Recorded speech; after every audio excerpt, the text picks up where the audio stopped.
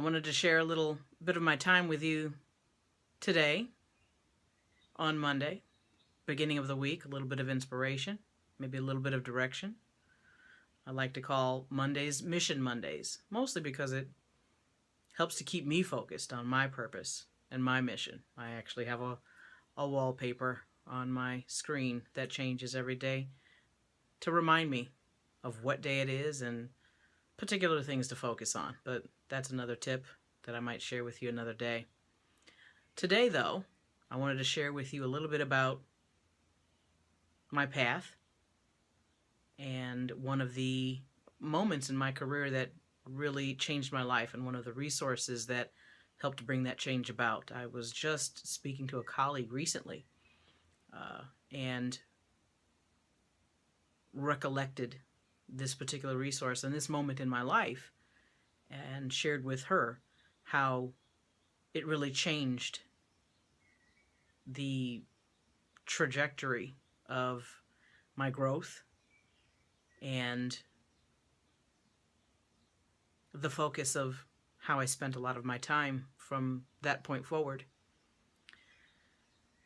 Back a number of years ago, I worked for an organization that put in place a customer service training initiative based on the Gallup organization's approach to staff engagement.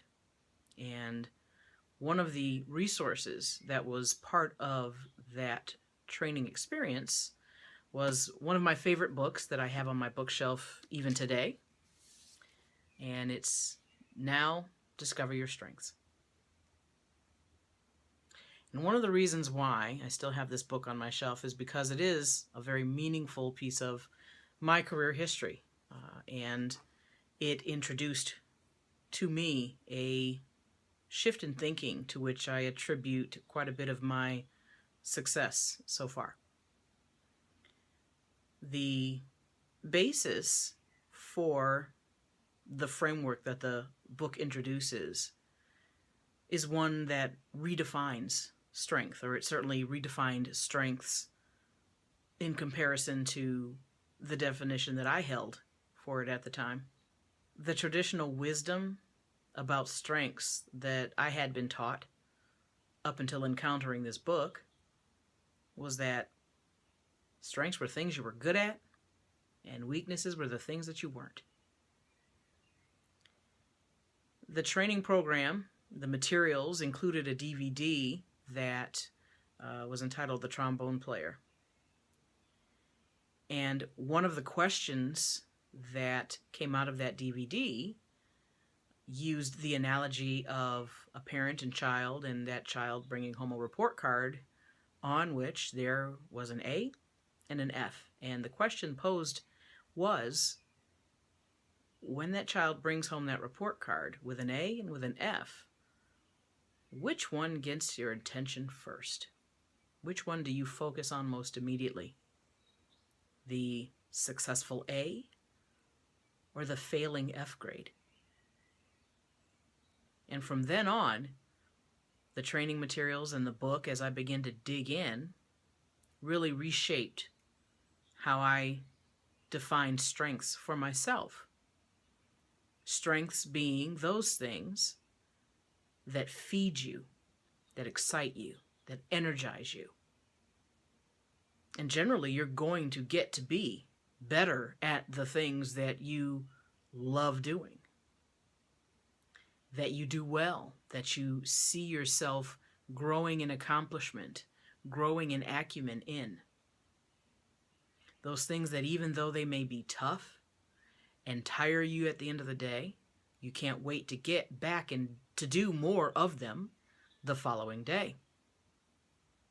And then on the flip side, redefined weaknesses as those things opposite the strengths. Those things that drain you, that they don't feed you. You don't look forward to doing them. Now, I may very well be good at something, but it may not feed me. And probably isn't the wisest use of my time to continue to dedicate to doing those types of things. the biggest bang for my time investment would be in those areas of strength, those areas of work that feed me. Because those things feeding me are going to be those things energizing me. That's going to be those things that I want to do more of, even when the work is tough. And so during a time in my career where I was feeling stuck, where I had for a time worked within an area of focus that was very aligned with my calling, my personal mission, having been there for a certain number of years and having taken on additional roles, absorbed more functions as others left the organization, those roles and those tasks pulled me away from what I felt, what I still feel is my true calling.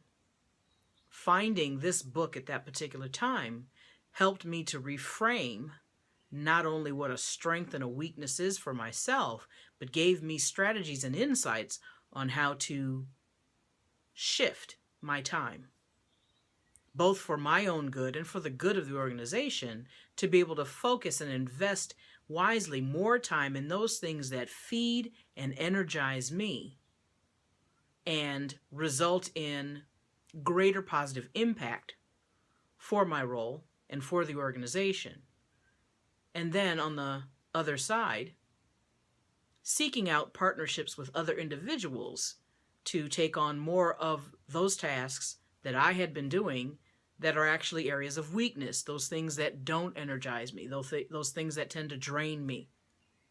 Partner with individuals for whom that kind of work may actually be strengths for them, that can charge them, that can energize them. So the strengths approach allowed me to spend more time operating in the kind of work that feeds me, that energizes me, that allows me to have greater impact, more positive results, because they're the areas of my strengths. And then allowed me also to empower others to be able to have that same sort of impact, that same sort of result, because they are doing work now more in their areas of strength. The book is very useful too in helping you to adopt the mindset of how you approach your time and how you approach your work, even in an environment where you feel like you might not have a lot of say in what it is that you do. Being able to, even for yourself, define and redistribute how much time you spend doing certain kinds of work, even if the only sphere of influence that you have is just within your own work day, your own work shift. To be able to shape your time to where it is spent more wisely, doing those things that feed you, that energize you,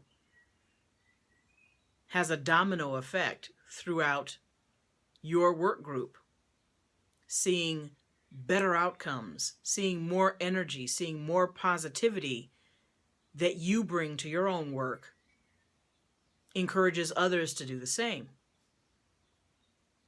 So this book was very powerful for me during that particular time in my life, and being able to employ some of those strategies, I've been able to redefine and turn around where my career was focused. And where at that time, it felt like those additional roles and those additional tasks were pulling me farther and farther away from my area of focus, my personal calling. I've now, for the last 10 or 12 years now, been able to work in those areas, very focused on doing the kind of work that is more aligned with my gifts, with my talents, with the value that I believe that I can bring to whatever organization or partnership or group that I'm working with. So I'm hoping that you too, if you haven't already gotten a copy, borrowed a copy, and been able to read this particular book. I know it's been very instrumental to my own success, and I feel like it would be likewise for you as well. Well, that's it for today. I really just wanted to, on this Mission Monday, share a little bit from my walk, from my journey, something that I feel has contributed to my success, something that I feel is worthy of continuing to share because it has had positive impact and continues to have positive impact. Well, that's all for now. Thanks for watching. I'd love to hear what you're thinking, so be sure to leave some feedback in the comments below. You don't want to miss out on the next time that we're sharing more on how to do your best work, keep focused on your mission, and use your superpowers for purpose. So be sure to like, share, and subscribe. Until then, take care.